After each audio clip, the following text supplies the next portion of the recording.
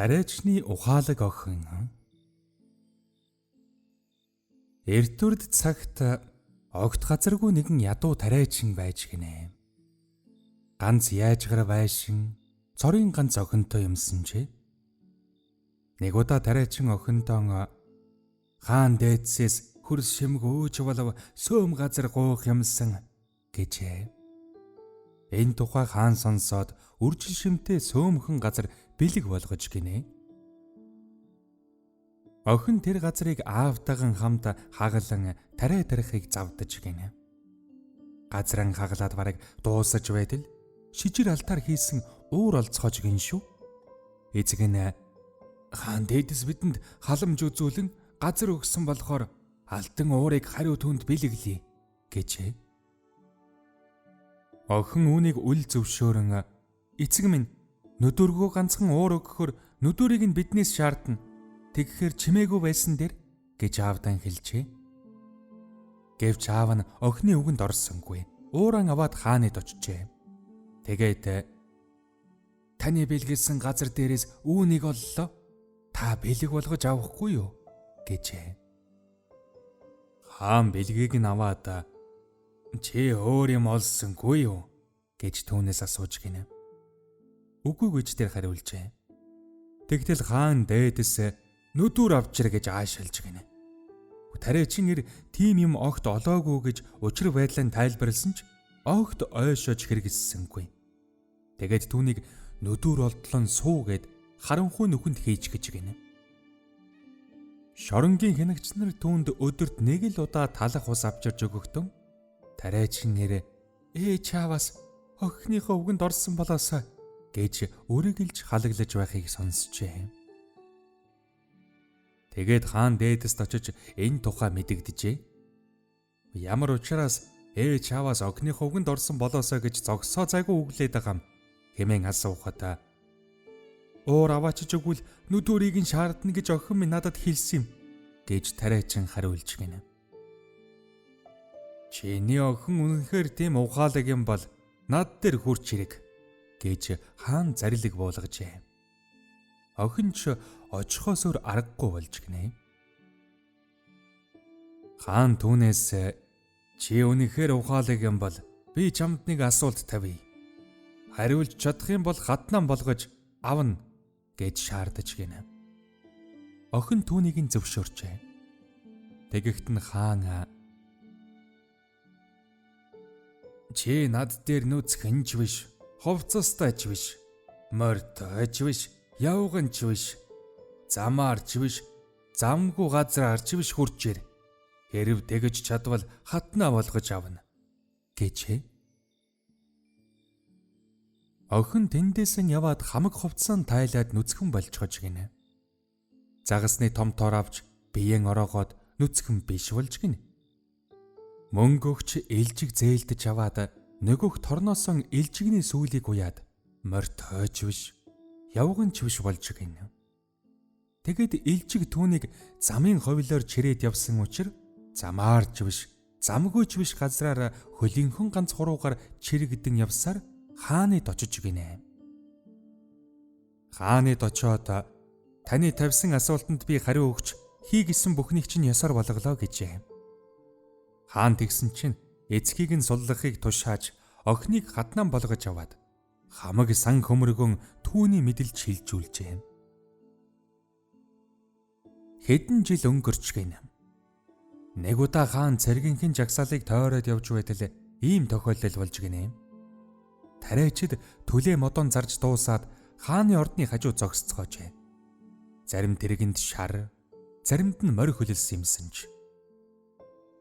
Нэг тариачинд 3 адуу байсны нэг нь унагтайгүй байж гинэ. Гэтэл унаг шар хөлөлсөн тэргнүүдийн хооронд шогшиж очоод хэвдчихжээ. Тариачид хоорондоо хэрэлдэж зодолдон зарим нь энэ унаг миний шараас гарсан гэж нотолж байж гин. Нөгөө нэг нь энэ унаг манай гүүнээс гарсан гэж хэлж гинэ. Эрүүл маргаан явсаар хааны сонорт хүрчээ. Хаан тэгсэн чинь унаг нэгэнтэл шарнуудын хооронд хэвдэж байсан болохоор шарын эзэн авах ёстой гэж шал буруу шийдэж гинэ. Унагны жинхэнэ эзэн ой гашуу болон уйлсаар явжээ. Тэгээд гинт хааны хатан өөрөө ядуу гаралтай учраа өрөвч зөөлөн сэтгэлтэй гэж тэр хүн сонсож гинэ. Тэгээд хатан дээр очиж унагаан буцааж авахд туслаач гэж гуйжээ.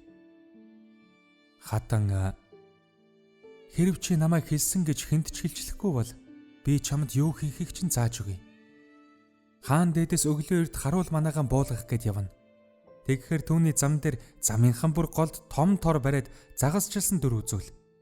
Тор чин дүүрэн загастай юм шиг хүчлэн байж тат" гээд хэрв хаан сонирхвол юу гэж хариулахыг нь тариачин зааж өгчээ. Маргааш нь тариачин тор бариад хуурай газар загас барьсан болоод зогсож байж гинэ. Хаан хажуугаар нь өнгөрөхдөн тэнийг юу хийж байгааг мэдээд ир гэж илч илгээж гинэ. Тариачин "Би загас барьж байна" гэж хариулжээ. Ээлж тэгтэл түүнээс "Ус байхгүй бол загас хаанаас байх вэ" гэж асуухад "Тэгэлгүй яах вэ? Хоёр шараас унаг гарчхаж болсон юм чинь би хуурай газраас загас барьж боллгүй дээ" гэж хариулж гинэ. Ээлж энэ бүхнийг хааны сонорт хүргэжээ. Хаан тариачныг өөр дээрэн авчрахыг тушаагаад "Чи үүнийг өөрөө бодож олоогүй. Энэ зааж өгснийг хэл" гэж зандарчээ. Тариачин үннийг хэлхийг хүссэнгүй. "Бурхан өршөө, би өөрөө бодож олсон" л гээд байж. Тэгэхээр нь түүнийг сүрэл дээр хэвтүүлээд хатан зааж өгсөн гэж хэлтэл нь зодож ирүүдэжээ. Хаан гэртэн буцаж ирээд "Чи надад яагаад худлаа гэлж байна вэ? Энэ өдрөөс эхлээд хатан байхаа боллоо чи. Ирсэн замаараа сурсан дууга дуулаад эвдэрхий байшиндан оч" гэжээ.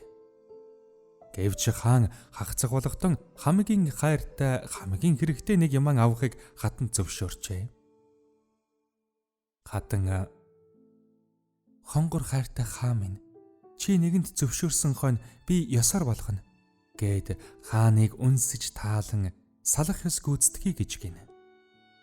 Тэгээд хагцлын хундаг дар суун гээд нойрны хатуу юм авчруулжээ. Хаан хундагыг ганц амьсгаагаар уусан бол харин хатан ам саадал оргичхож гинэ. Хаан удалгүй гүн нойроор нойрсхийг харсан хатан зарцнараа дуудан тэргийн дачхыг тушаажээ. Тэгээд хааныг нууцаар өөрийнхөө гэрт аваачжээ. Орондоо оруулаад хэвтүүлчихэж гинэ. Хаан бүтэн өдөр бүтэн шөнө унджээ. Сэрэнгүүтэн ийш тийш харан бурхан минь, би хаана хүрээд ирэх нь энэ вэ гэж харц зарцнараа дуудаж эхэлжээ. Гэвч хинч ирсэнгүй. Харин хатан нь хурч ирээд "Хонгор хайртай хаан минь, та хааны ордноос хамгийн хэрэгтэй, хамгийн хайртай юм авах тушаал надад буулгасан. Танаас өөр хамгийн хэрэгтэй, хамгийн хайртай юм энэ дэлхийд байхгүй учраас би таныг аваад ирсэн юм" гэж өчжээ. Гэтэл хааны нүднээс нулимс бунжигнан "Хайрт хатан минь, чи минийх, би ч чинийх байх ёстой" гээд хатнан аван өргөө гертэн морилжээ. Тэгээд дахин хурим найр хийсэн гэдэг. Тэд одоо ч гэсэн хамт амьдарсаар байж магадгүй шүү.